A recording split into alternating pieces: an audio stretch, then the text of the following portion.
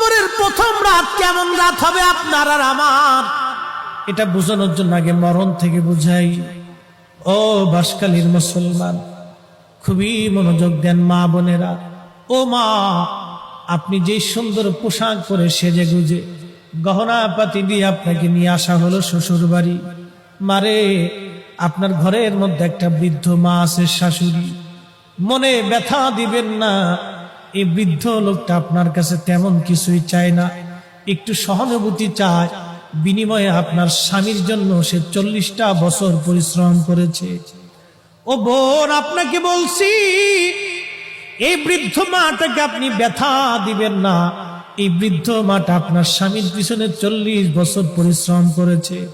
পেটে ধারণ থেকে শুরু করে ওকে মানুষ পর্যন্ত বানাইতে একটা মায়ের হাড় ভাঙ্গনি খাটুনি খেটে বৃদ্ধ হয়ে গেছে আজ।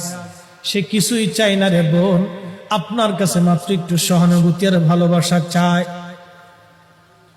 মনে ব্যথা দিয়েন না, ওনাকে ব্যথা দিলে মালিক বেজার হয়ে যাবে। মালিক, ও বোন, আজকে আপনি আসছেন এই দুনিয়াতে, এই বাড়িতে। আগামী দিন এই বাড়ি থেকে আপনাকে নিয়ে যাওয়া হবে সাদা পোশাকে, আপনার দামি দামি গহনাগুলি রেখে যাওয়া হবে।